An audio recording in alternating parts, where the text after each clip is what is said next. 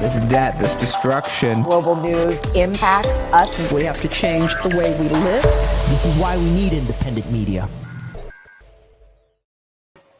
Hello, everyone. My name is Kit Cabello. I'm the host of Hardlens Media. Welcome to our show. We've got a lot to talk about, a lot to share. And today, joining me at the studio is my co-host, Daniel Lupker. Manning the board is none other than the great FaZe. We are right now in a little bit of a situation where we have to work on some stuff at the studio. So don't worry, the situation will be fixed very shortly. We just ask for everyone. We're being cautious with the wonderful pandemic.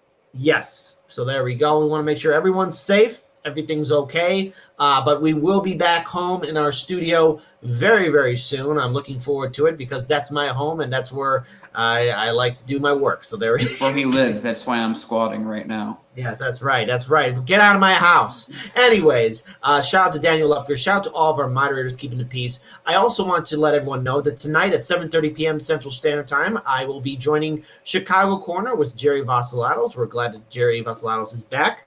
Also, I do want to point out as well that we do have our interview with Teslin Figueroa up on our YouTube channel as well as our Odyssey page as well. So please, if you haven't had the chance to check it out, please do so. Case Study QB did a fantastic job actually clipping a 2-minute and 42-second video of our interview. So that's something I'm really looking forward to as well. And that's going to be again. That's all that's available on our social media. We tweeted it out on our Twitter account. I had a little tongue twister right there. Also, I do want to acknowledge that we are working on a few other great projects, especially as we enter into 2022.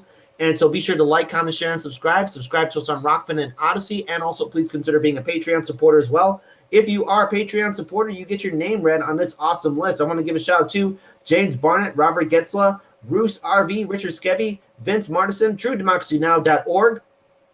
We got Vince Martison, Laura Genovese, David Brown, Rose Dunn, Charmaine Foltz, Oliver Wendet, Gilbert A. Gallos, Marcel David, Tommy Scher, Ben Reef Breland, and Red Purslin, a.k.a. Old Gringo. I'm, again, very grateful for all the support that we are getting on our Patreon show. So with that being said, Daniel, do you have any kind of announcements for our viewers?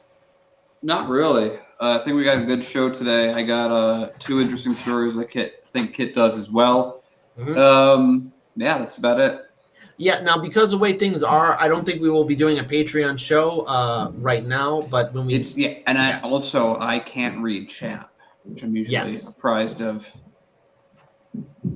Yeah. So, but don't worry, I'll be able to read chat, and I'm able to read the Rockfin chat as well. So I have some magic working for me. So there we go.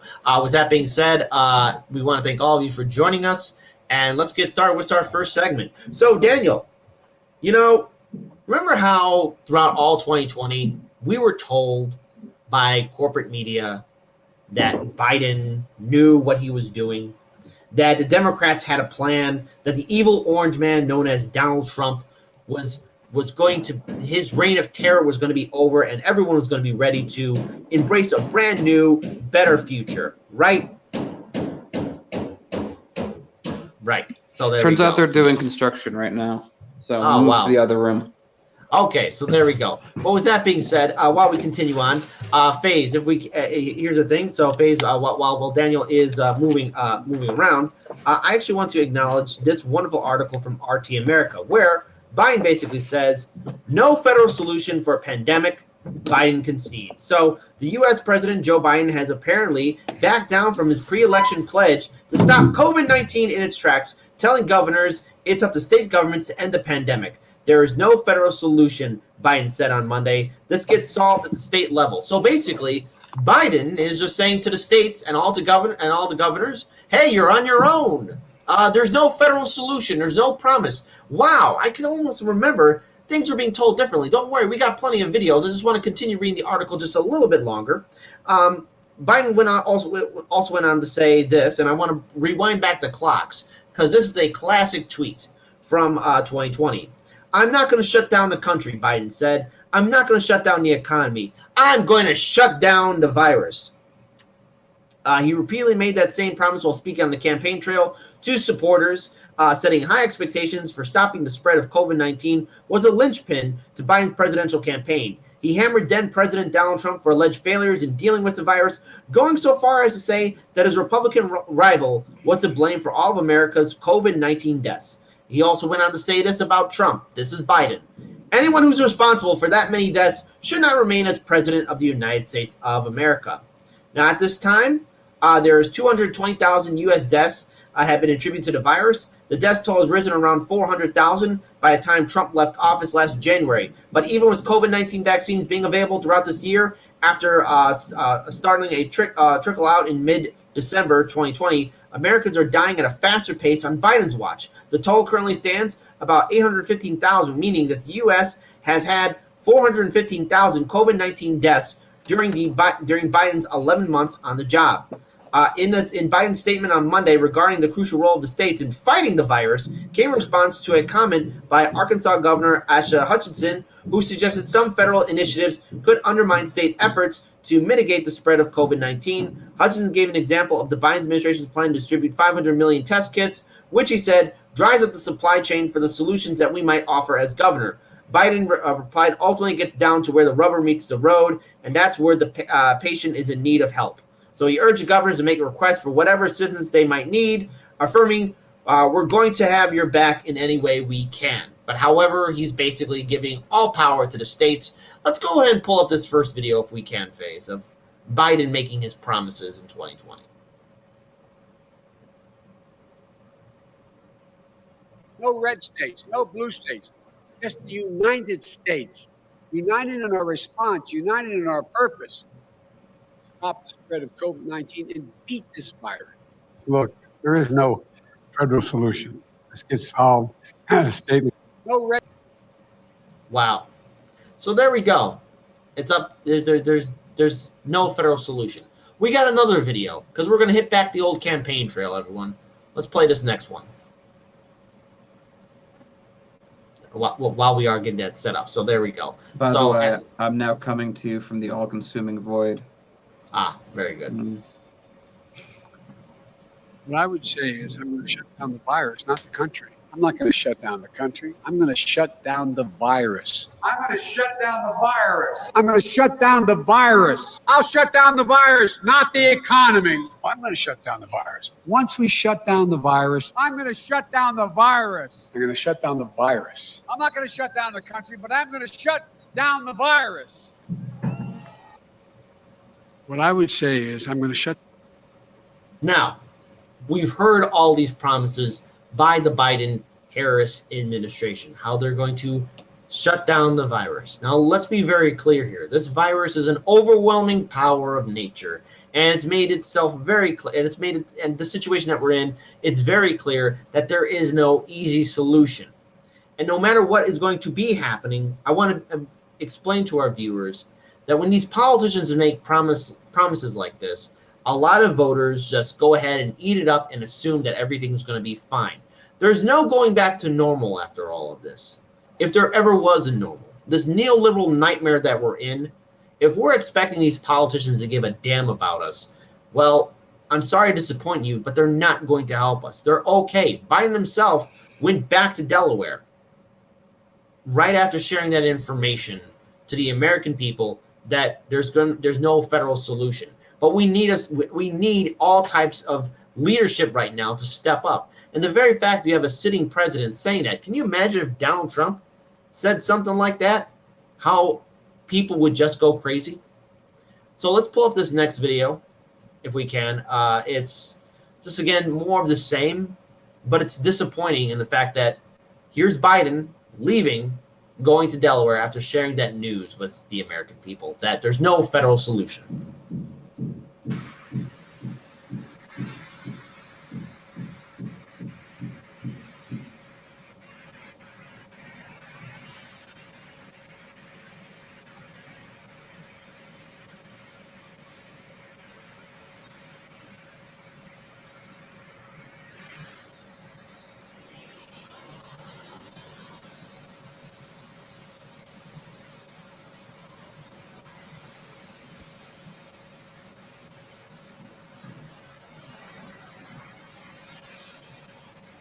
There's the president.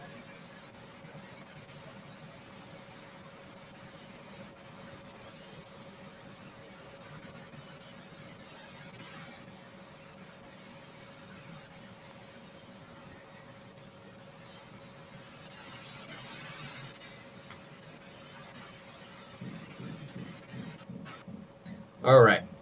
So there you go. Everyone, we said that this was going to happen, that the Biden-Harris administration were never going to offer any kind of solution whatsoever, that the Democrats were making all these promises and were never going to deliver. Daniel, your thoughts?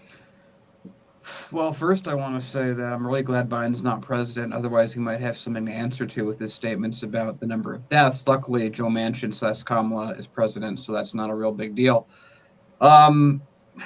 It goes to like everything that we've always said about this entire thing. I believe in science. I believe in healthcare, but I don't believe in the current U.S. government's ability to marry those things together and make them work efficiently and keep things from getting politically tied together. What has happened at this point in America is no one really cares about the pandemic. Everyone cares about how much control they get over the narrative of the pandemic. People don't care. The people in charge don't care about the deaths, just the people who know people who have died. They're fine. They have the best medicine available. They got the best health care available. All the people that are making the decisions for us, they're the same people that are making decisions to shut down small businesses and put more wealth upward than even Amazon was able to do. It's the same people that are trying in all of the stuff that's happening around us to stop equality from ever taking foot. And that's what they're putting their effort into. That's what that's what everyone's concerned about is my party, your party, and it's seen very clearly by, you look at like everything's among party lines now. It's just two monarchs and their families fighting it out, and whatever one does, the other doesn't. No one cares about the pandemic. No one cares about how it's affecting people. They just care about the narrative they can push forward.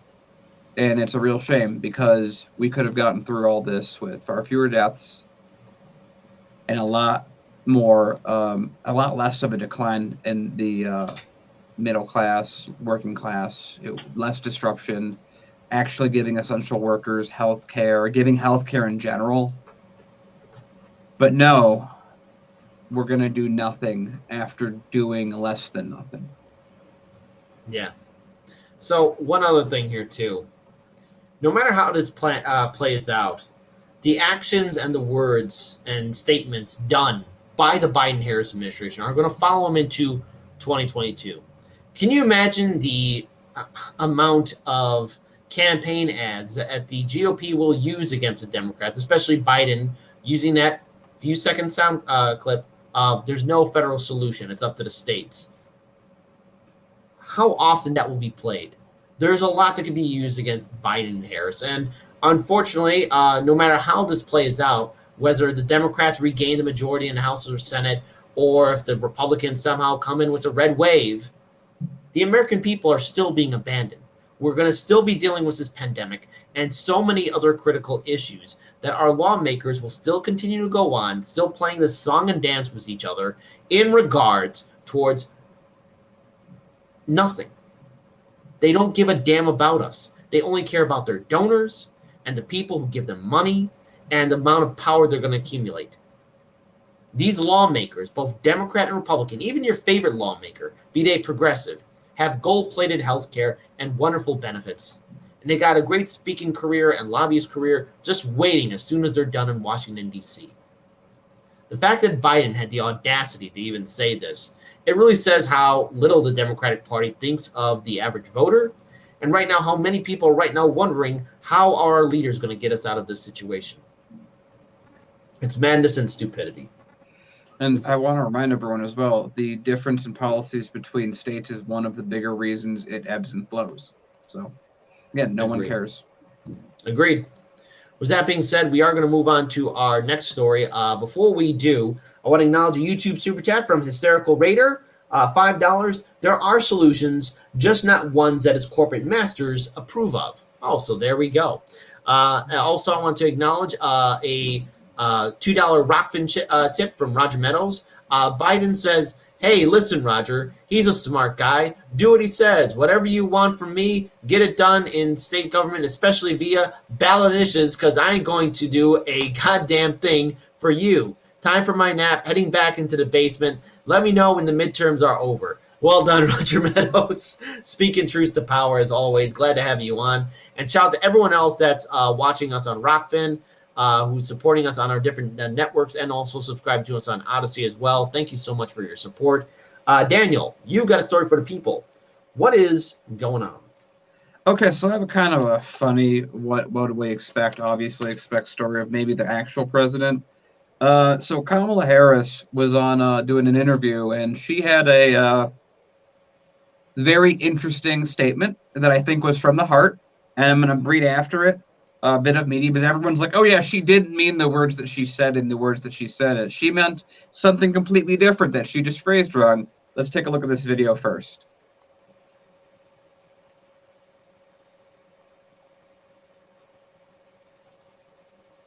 Let's go ahead and pull it up, and There we go. There we go. What do you see as the biggest national security challenge confronting the U.S.? What is the thing that worries you and keeps you up at night? Frankly, one of them is our democracy. And that I could talk about because that's not classified. It really does. Okay, pause it right there. Is everything after, like every news publication's like going to no end to go, no, she didn't mean the words that came out of her mouth that go in line with other stuff that we've talked about her. It's so funny that everyone's like, oh, don't take the words she said seriously. Please, please, please, please don't take the words she says seriously. So let's talk about it. So I love every part of this article and how they talk about this. Vice President Kamala Harris appeared to misspeak during an interview aired Sunday, which again, when it's just interesting that everyone's like, it appeared, no one's saying it's interesting. When she answered democracy, what was the biggest national security threat? In the interview, she talked about the thing that keeps her up at night. That's worrying, as we saw, and it's democracy. Which again, guys, this is really funny. This is like Onion level commentary. Like, I don't know if it's just me that thinks that this is absolutely hysterical. That Kamala, the person who were like, oh man, if there's someone that's going to be authoritarian, it's Kamala, says the authoritarian thing. And yeah, so she then talked about, I love this part of the article. In a wide-ranging interview, Harris also talked about that the need for the Senate to pass voting rights legislation, but wouldn't say whether the filibuster should be bypassed, and criticism directed at her, which would, of course, make her vote more important. Harris also refused to take any responsibility surrounding the U.S. military pullout for Afghanistan in August, instead of blaming the Trump administration for inking the agreement with the Taliban. She said she fully supports Biden's decision to end the 20-year war in Afghanistan by removing U.S. troops. So there you go. Kamala speaking out of both sides of her mouth already. Democracy is the threat, and she has no responsibility at all for pulling out of Afghanistan. That was Trump's doing, but she also really supports and loves that Biden pulled the troops out of Afghanistan. Well, here's the thing. More words to haunt the Biden-Harris administration, because, again, that is another perfect few-second clip to help the GOP when they go into the midterm election cycle. Can you imagine that being played in a campaign ad for any office that's being run, especially if they want to tie said Democratic candidate they're running against and tie it to Biden and Harris? Because as soon as you have Biden saying there's no federal solution, or you have Harris saying the biggest threat to America is our democracy, no matter what, whoever's coaching Biden or Harris, whoever's advising them, especially when it comes down to answering questions from the press, that person needs to be fired. Whoever is their director of communications, whoever is their handler, whoever is able to give them notes is failing miserably. I've never seen an administration fail this bad that's supposedly supposed to be better than the previous administration. You know, we all know what to expect from, when we see videos of George Bush Jr. acting like an idiot, or Donald Trump just constantly being the buffoon that he is. But you would expect more from the party that's supposed to be correct on the issues. This is once again showing that maybe these two individuals never had what it took to really take this office. And the fact that they keep on making these mistakes, they keep on doing it again. You know, I wish we could play that clip from Jimmy Dore. They did it again. They did it again. No matter what, we can expect them to somehow misspeak, stutter, stammer, or get their words mixed up. And then at the same time, they have the press saying, no, whoa, wait. Here's what they really meant to say. No. They need to say it. They need to be clear about it, no matter what, because yes, the press can say, well, here's what they meant. Or they could have, or either that Biden and Harris can have one of their speakers do that for them. But no matter what, the ink is already dry, and that's out there on the internet.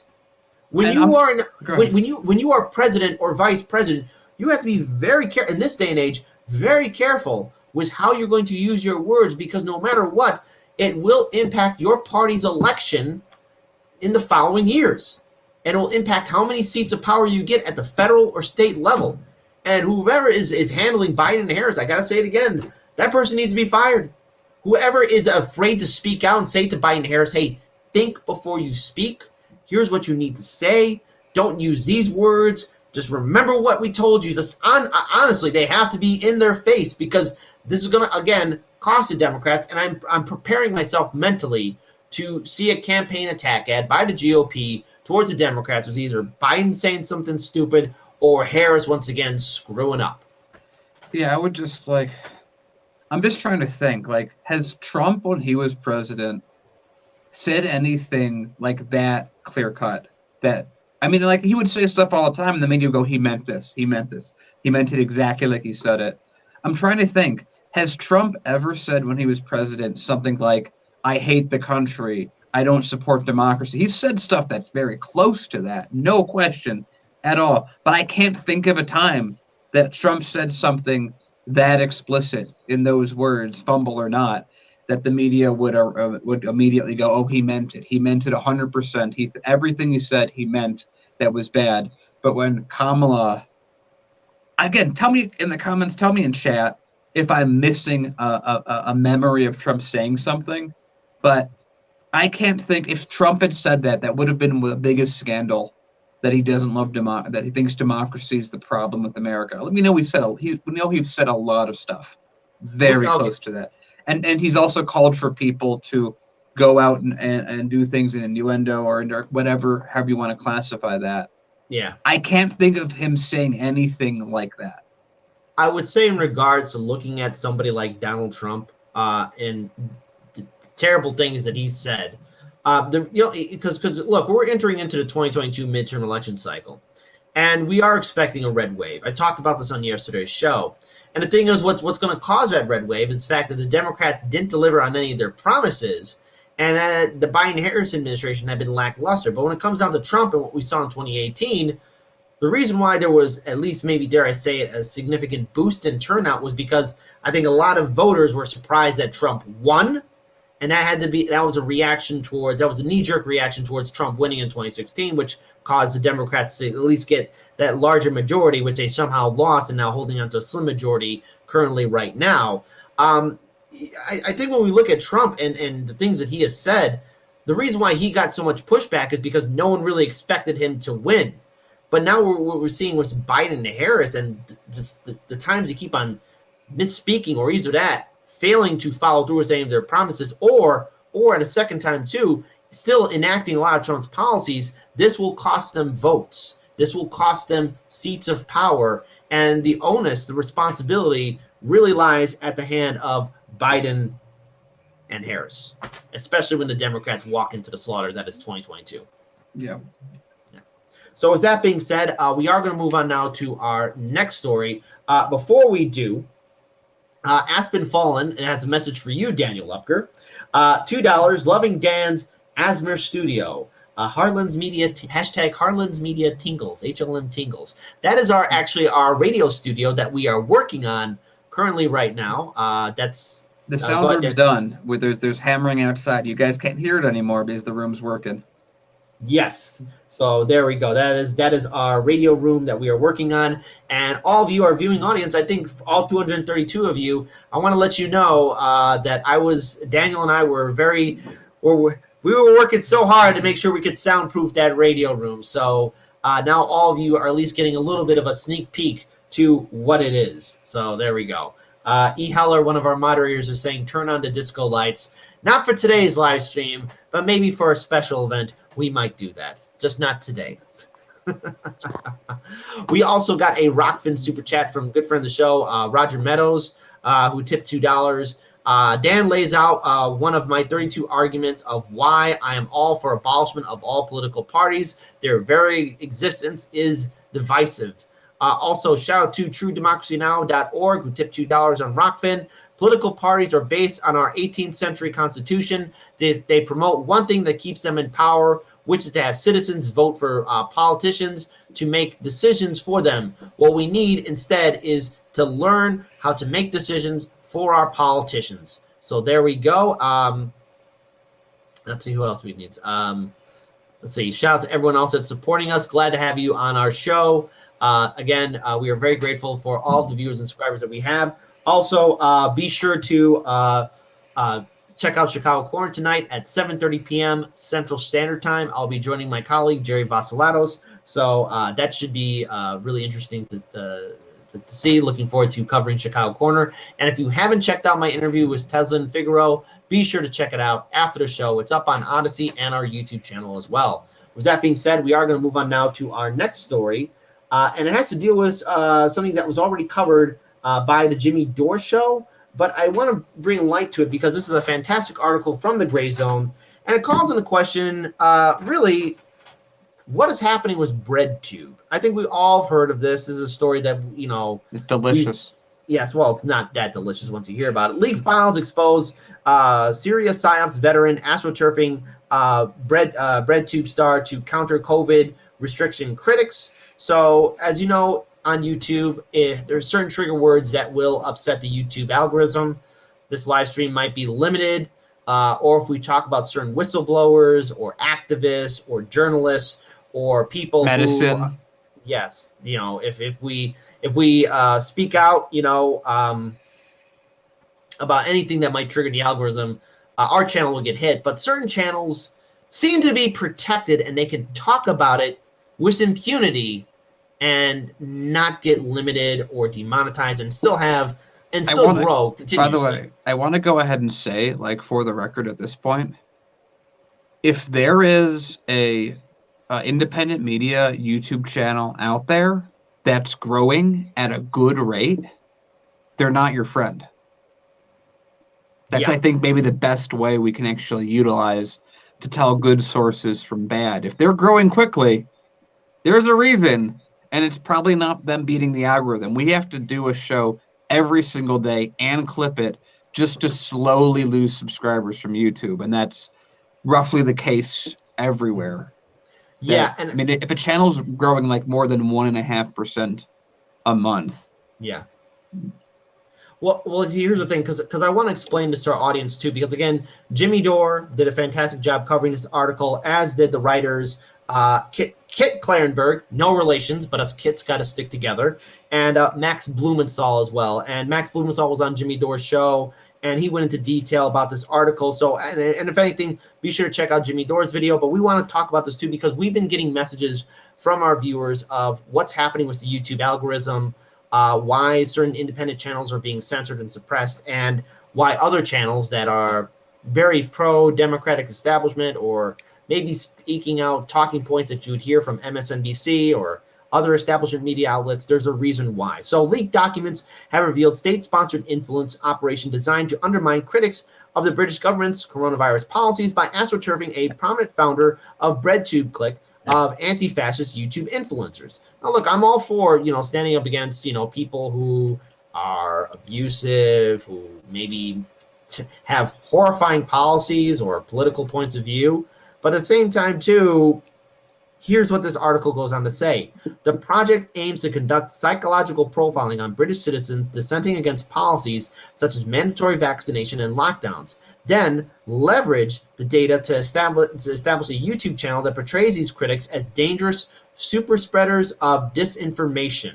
Designed to curb the influence of pseudoscience material online with specific examples on coronavirus-related anti-vaccine sentiment, the operation is run by the UK's Royal Institution and dubbed challenging pseudoscience. This is also towards how the establishment media has been smearing people like Joe Rogan or making these horrible false claims about him, or anyone else that's really been critical of how corporate media and, of course, our two-party system has been handling the coronavirus pandemic. Everyone who doesn't agree with us is evil.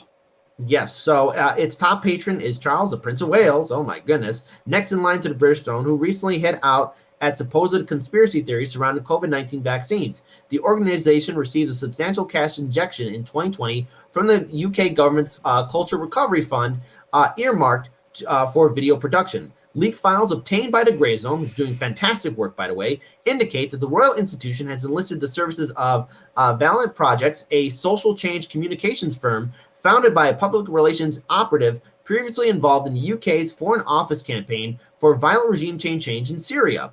Valiant has also been sponsored by the U.S. Agency for International Development, a U.S. intelligence cutout for a project aimed at investigating disinformation. Remember, when it comes down to intel, this is the same U.S. and U.K. intelligence services that said that there were weapons of mass destruction in Iraq.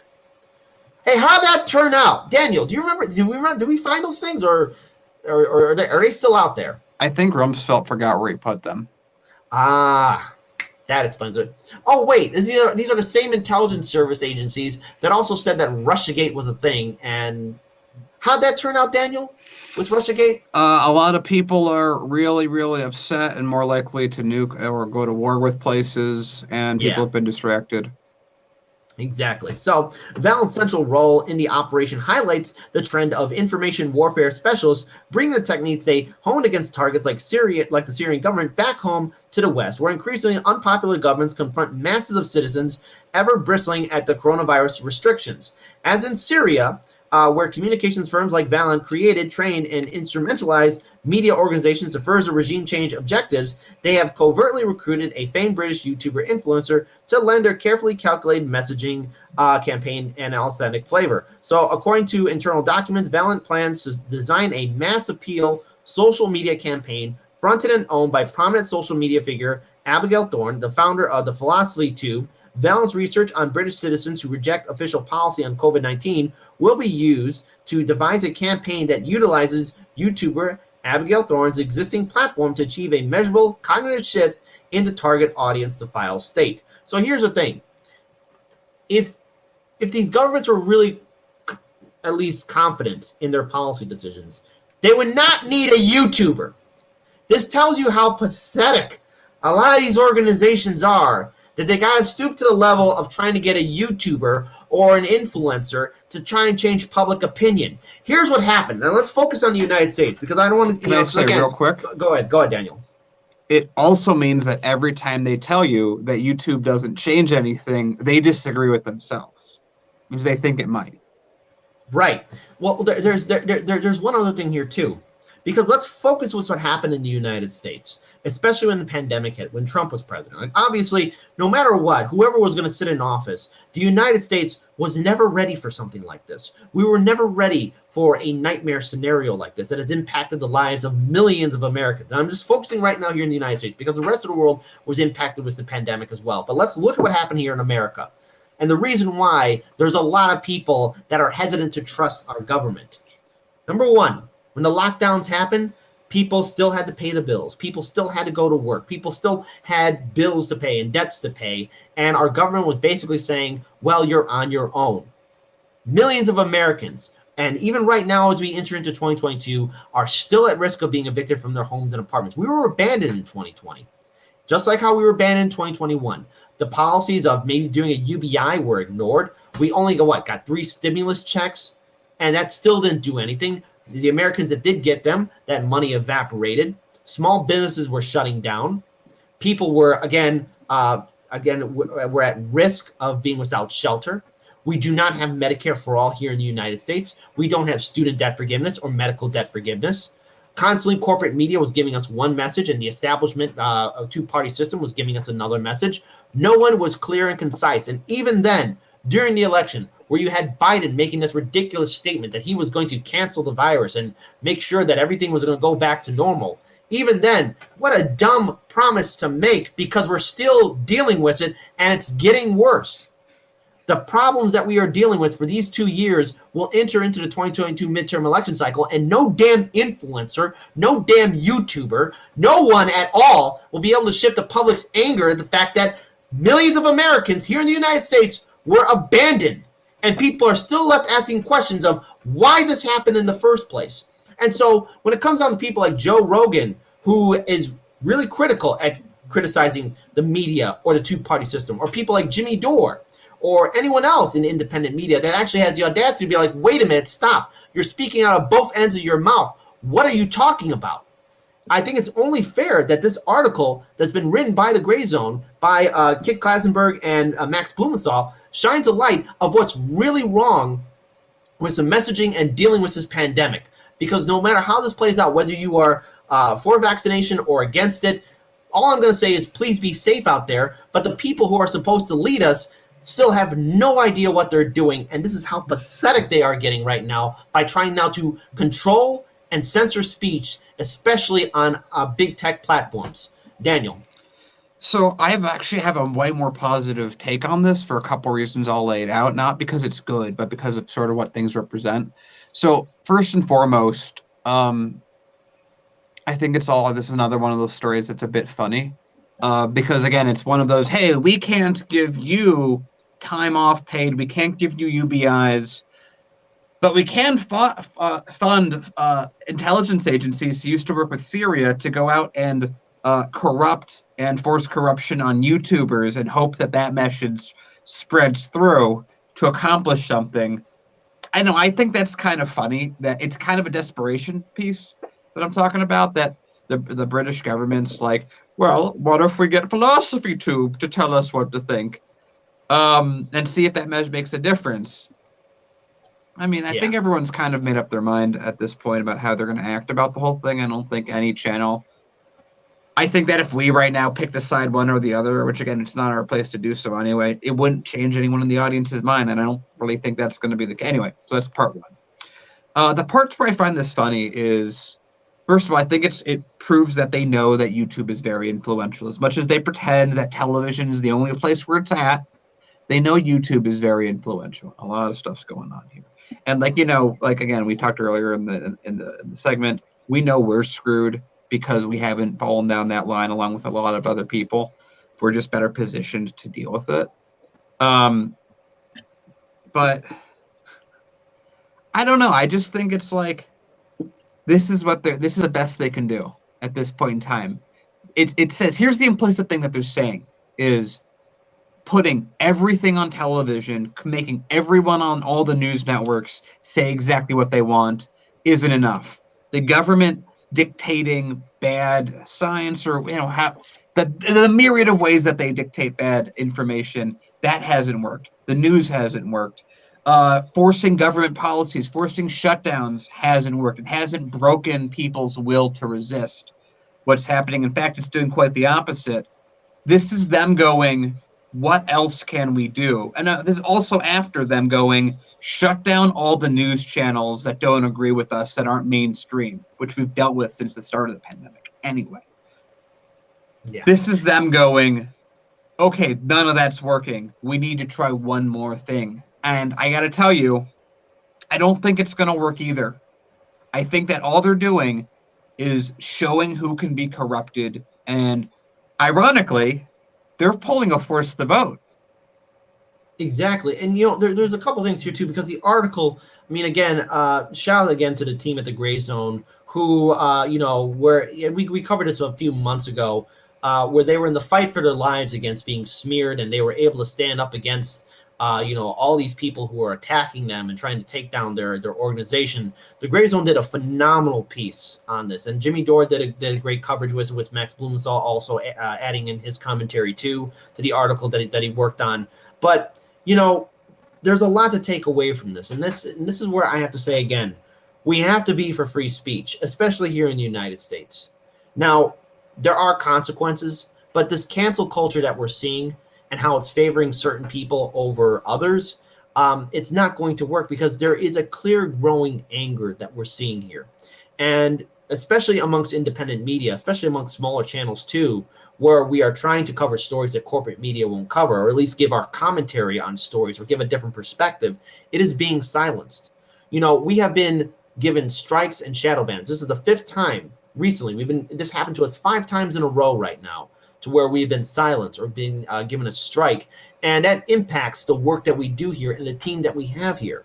But yet, on the other hand, we're seeing how the establishment system is working with big tech for other certain influencers and YouTubers that are then given so much immunity. It's showing the hypocrisy of really what does it mean for free speech in this country, because is the government, big tech, and YouTube and corporate media basically saying free speech for some who will say what we want and everyone else is silenced? Because I can't support something like that. And I got to say, huge shout out to Rockfin and Odyssey, because we've never had these problems, but yet on YouTube and Twitter and Instagram and Facebook, we are seeing this suppression. And the Gray Zone, again, lays it out perfectly about the hypocrisy, especially when we see it amongst quote-unquote leftist YouTube channels.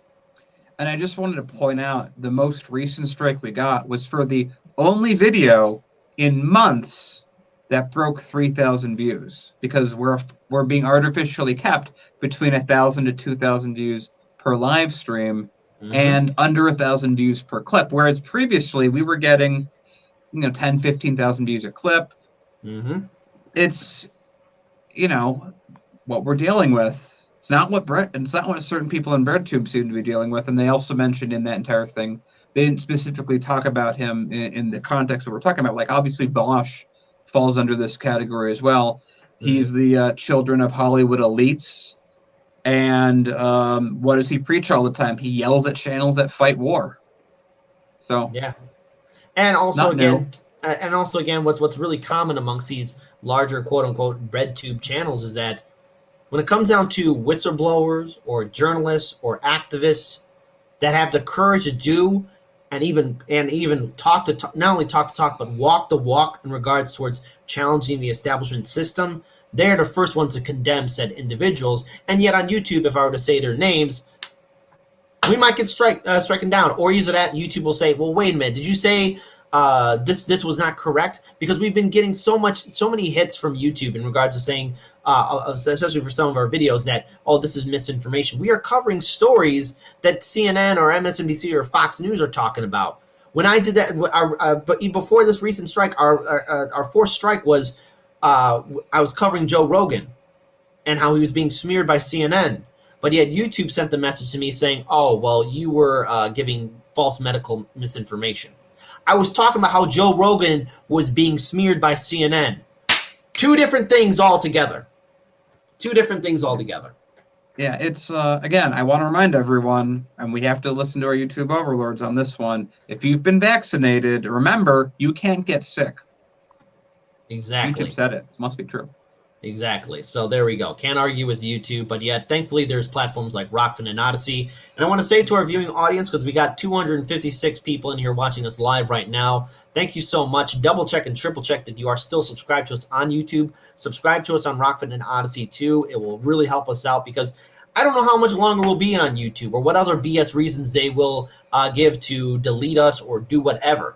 But the point is, we need to have real independent media. And if we don't have free speech in this country, well, say goodbye to the press. But all in all, it seems quite clear that the establishment has its favorites. Again, shout out to the work from the Gray Zone. Shout out to Jimmy Dore for having Max Blumenthal on. And also want to give a shout out to Kit Klasenberg, who wrote on this article. Clearly, there are people speaking truth to power. And now more than ever, everyone keep your head on a swivel. And for whatever content creator you're following, double check that you're still subscribed, because I still get messages from viewers saying, why was I unsubscribed? I want to make it very clear to everyone watching, we don't have the power to unsubscribe anyone from our channel. That's YouTube doing that. And ultimately, it falls upon you to ensure that you're still following your favorite content creator. And that's not how things should be done. But yet this seems to be something YouTube likes to do a lot. It's so crazy. Like, we're literally moving back into television and radio just so we have grounding against YouTube. Yeah. So that's the situation we're in, and we're very grateful to our viewing audience for understanding. And there we go. Again, shout out to the people at the Gray Zone, speaking truth to power, and again, covering stories that corporate media is afraid to cover as well.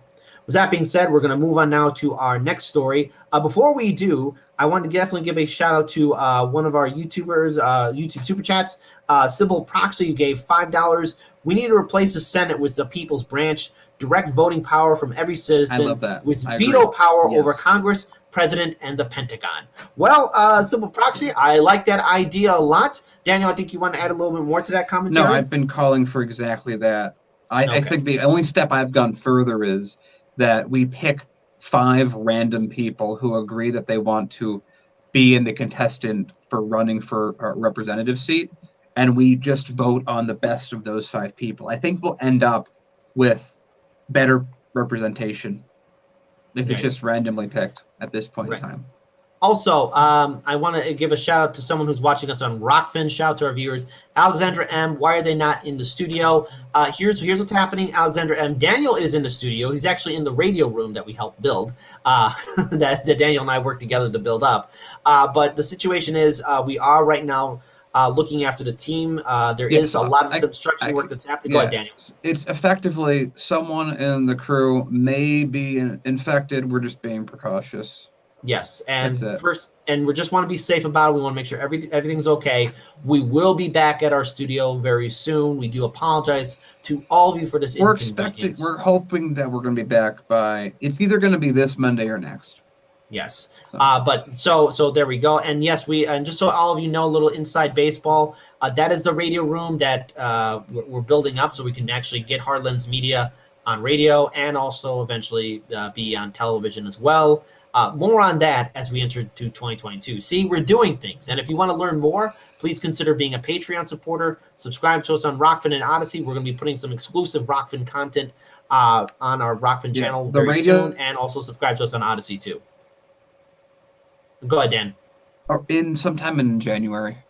Yeah, sometime in January. We're working on a lot of stuff. So this is going to be some really cool stuff. And it's going to be cool. So be sure to stay tuned in. Again, it's like you have to remember, like we're Heartlands Media was the thing that birthed all of this, but off of Heartlands Media, we've spun up a bunch of entertainment stuff. That entertainment stuff has allowed us to fund what we're doing in here, what we're doing in the other rooms, and eventually becoming the community center for creative talent here in the city of Chicago, which is the long-term goal that we're all trying to push for, because it's just us. That's not enough.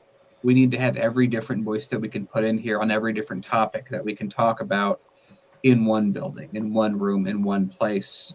And we need to then take down Chicago media in that order.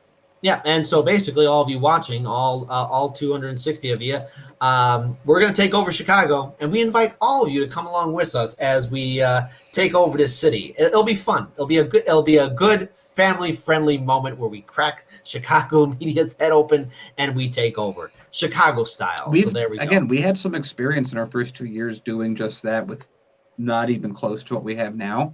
Mm-hmm. We were the tipping point for 5 older people to be elected. So Chicago, I got to say, we talk about this a lot. Locally, not that hard with enough continuous effort, with enough funding. Right. And also, again, be sure to check out Chicago Corner tonight at 7:30 p.m. Central Standard Time. That is our other YouTube channel, Chicago Corner. It focuses on Chicago stories. Be sure to check it out. I'll be joining them tonight at 7:30 p.m. Central Standard Time. But with that being said, Daniel, you got a story for the people, our final story of the day. What is going on? So I found this story, and I thought this was just an interesting story because, a lot of people, you've heard us on the show talk about, like, everything that's happening is building up for this giant inevitable collapse in some way, shape, or form. And a lot of mainstream news doesn't believe that. A lot of people in BREADTUBE apparently don't believe or are paid not to believe that.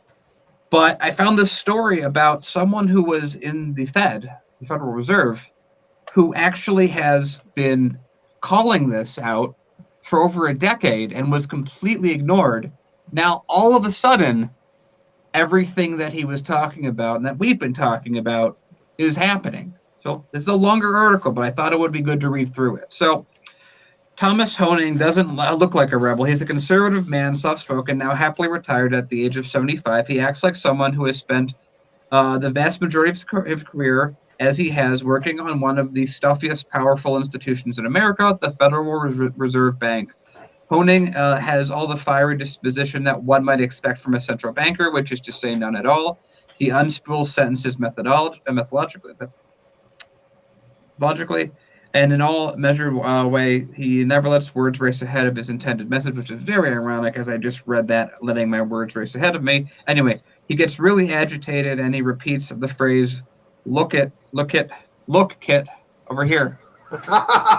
But a lot. But that's about as salty as he gets. This is all the more surprising that Tom Hoenig is, in fact, one of America's least understood descendants. Hoenig's dissents are striking because the Fed's top policy committee, called the Open Market Committee, or FOMC, doesn't just prize consensus, it nearly demands it.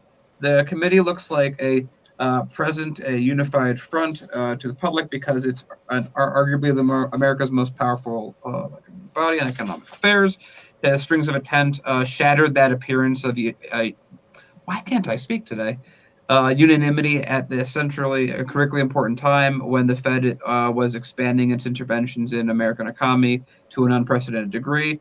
It was a hinge point in American history, and the economy has never been the same since. Between 2008 and 14, the Federal Reserve has printed more than $3.5 trillion in new bills. To put that in perspective, it's roughly triple the amount. That's just 08 to 14. Triple the amount the Fed created in its first 95 years of existence. 3 centuries worth of growth in the money supply was crammed into a few short years. The money poured through the veins of the financial system and stoked demand for assets, stocks, corporate debt, and commercial real estate bonds, driving up prices across the market. Hoenig was the one Fed leader who voted consistently against this course of action starting in 2010. See, there isn't always, but in this case, there was one guy who was like, guys, this is going to blow up in our faces. In doing so, he pitted himself against the Fed's most powerful chair at the time, Ben Bernanke, who was widely renowned as a hero for his ambitious rescue plan he designed and oversaw, which we critiqued. It was before the show even happened. We were critiquing it. Hoenig lost his fight, though. Throughout 2010, the FOMC votes were routinely 11-1, with Hoenig being the one. He retired from the Fed in late 2010. After that, a reputation hardened around Hoenig as the man who got it wrong.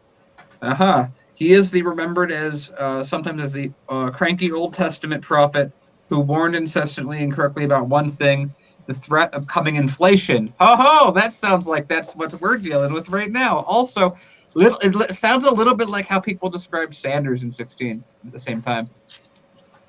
To a degree. More of the same again. Yeah, this curmudgeonly old guy is doing the stuff that no one else agrees with. Anyway.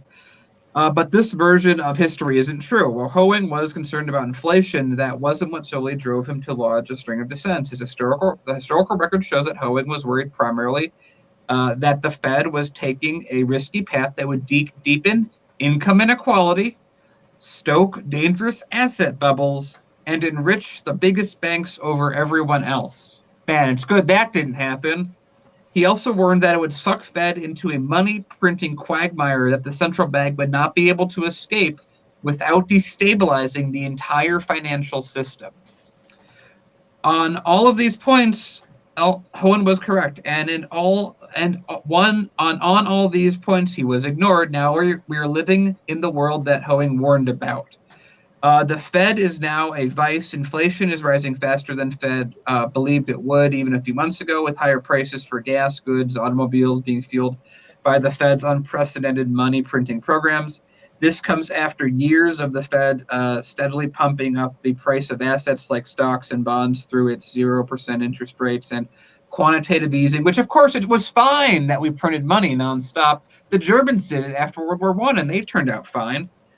To respond to rising inflation, the Fed has signaled that it will start hiking interest rates next year. But if that happens, there is every reason to expect that it will cause stock and bond markets to fall, perhaps precipitously, or even cause a recession. I want to remind everyone, there's fiscal policy, and then there's monetary policy. I believe this is called fiscal policy, and that's basically the Fed controlling interest rates and banks and stuff. Monetary policy is like New Deal spending. And I remember you asked people a couple of years ago, why don't we do monetary policy? And what did they say? Oh, it might cause inflation. We'll stick with what we're doing now. So, finally, there's no painless solution, Hoeing said in a recent interview. It's going to be difficult. The longer you wait, the more painful it will end up being. So we're going to wait until it's the most painful because everyone's going to kick the can down the road. To be clear, the kind of plan that Hoeing is talking about involves high unemployment, social instability, and potential years of economic malaise. I also want to mention that we've been talking for a long time on this show that there's a moment in time where everything that we're talking about, we're going to be able to convert into action.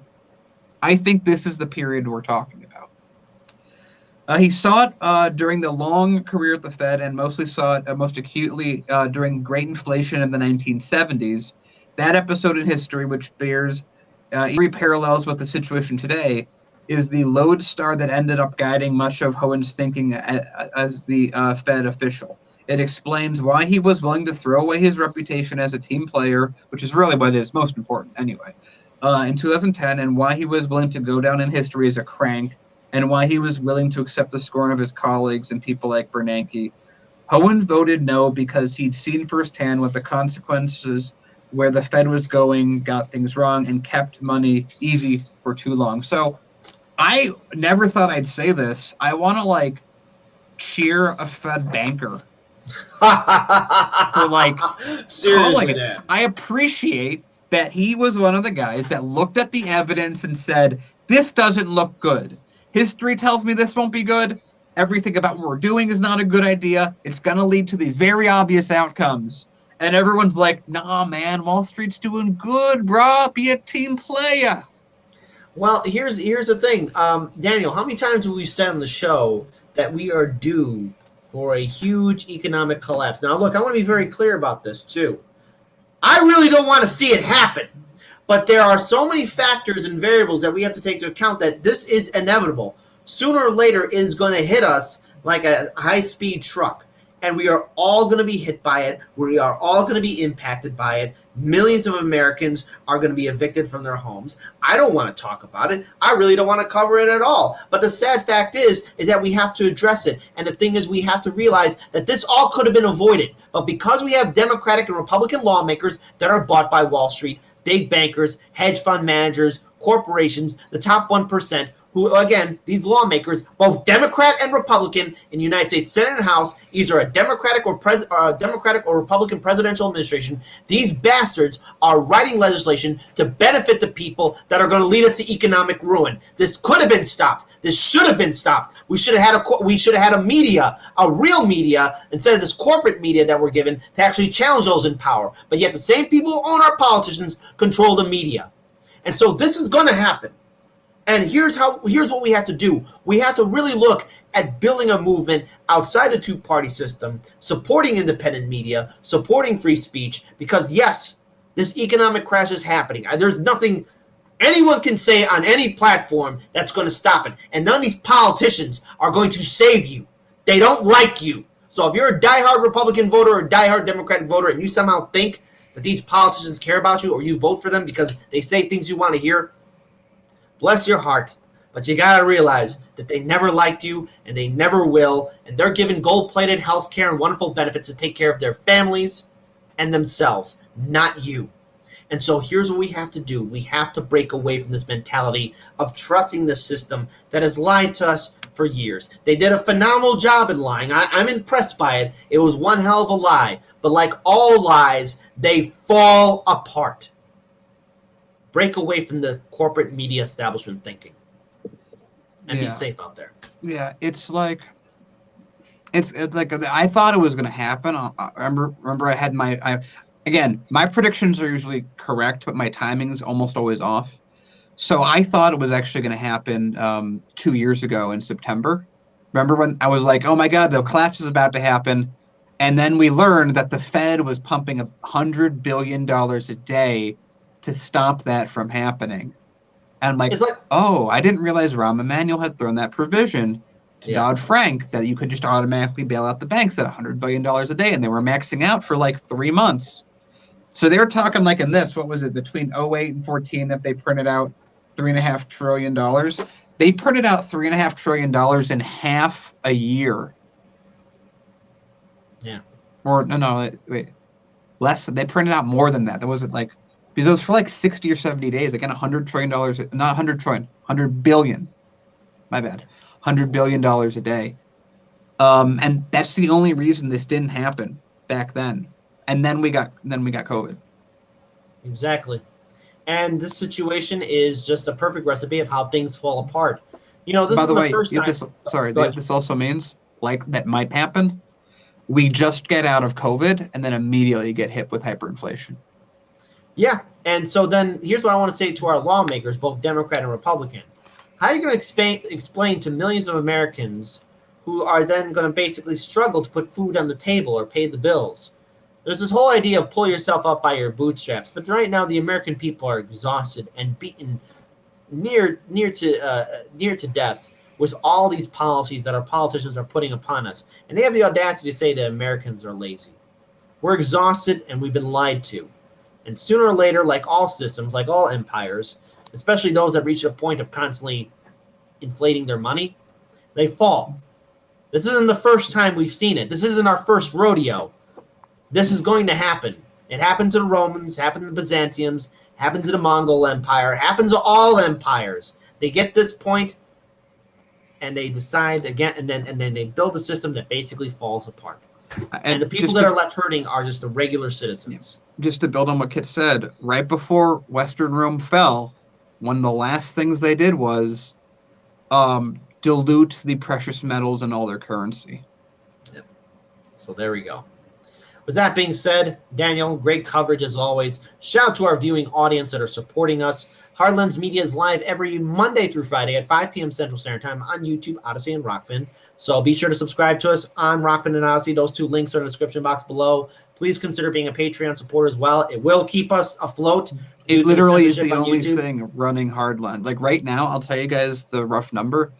Patreon is responsible for, what would it be? About 70% of the income for Hardlands. So we really do need you guys. I mean, it's like literally the only thing keeping the channel going. A couple of things here too. Double check that you're still subscribed to us on YouTube, because YouTube is unsubscribing a lot of our subscribe to our second channel as well. Yeah, subscribe to Chicago Corner tonight, 7:30 p.m. Central Standard Time. They will be live. I'll be joining Jerry Vassilatos. So with that being said, shout out to Face Remaining Board. Shout out to our moderators keeping the peace. Shout out to all of you lovely people supporting Chicago's fastest growing independent media network. Shout out to my colleague Daniel. My name's Kit. Peace to you guys, and let us all do what we can to build a better future. See ya.